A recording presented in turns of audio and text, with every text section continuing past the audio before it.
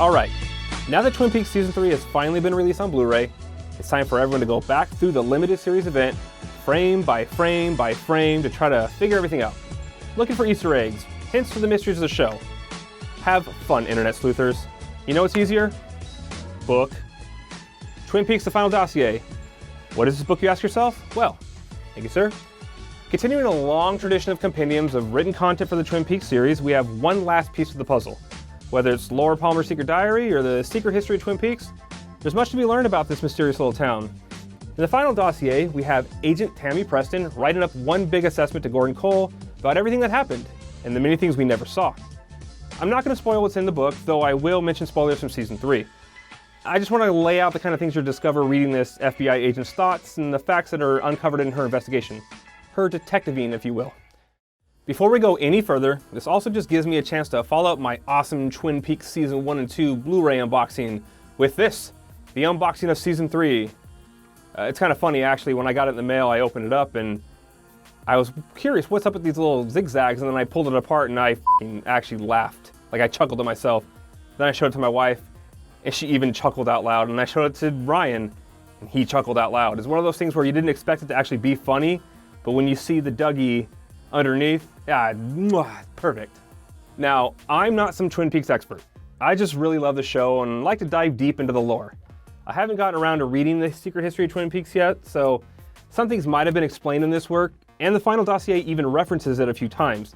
But this book, it resembles more of a file folder, full of handwritten letters, newspaper clippings, pictures, that sort of thing. While it is a book with a hardcover and dust jacket and everything like a book has, it's actually meant to feel like a folder full of investigative materials gathered by someone researching a topic and writing a paper, in this case Major Briggs.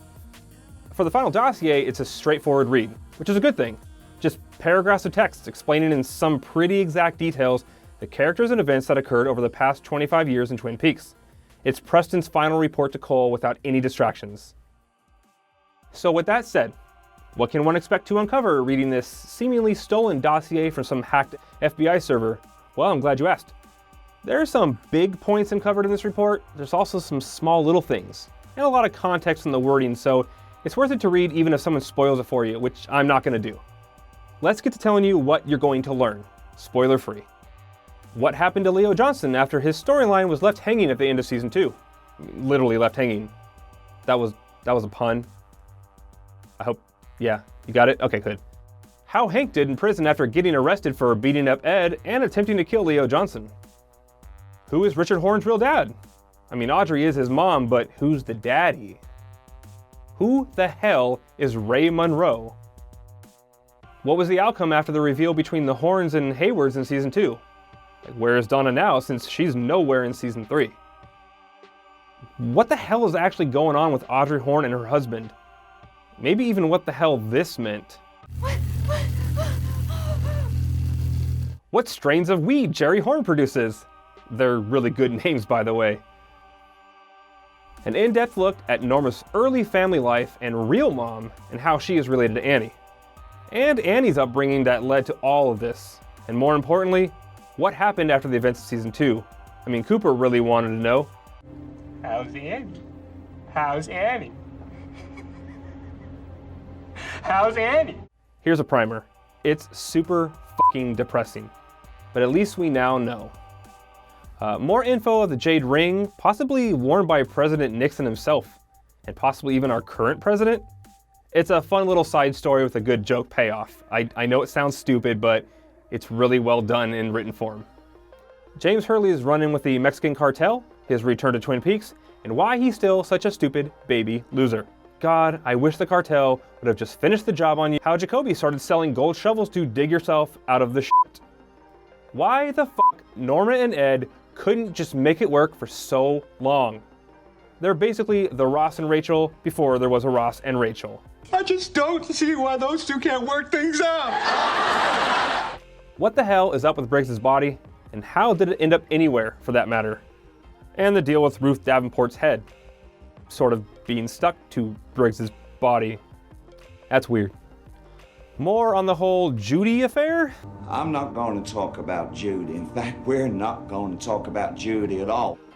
Who ate the bug? It doesn't come right out and say it in exact detail, but it definitely answers that question. I know everybody wants to know.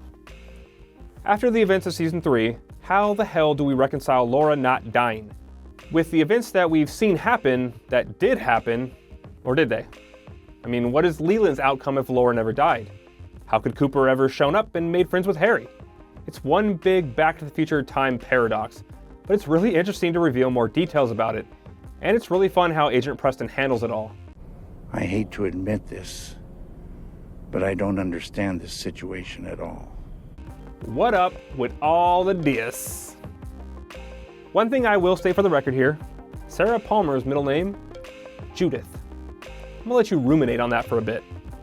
Oh, but still no fucking clue what happened with Josie after all these years.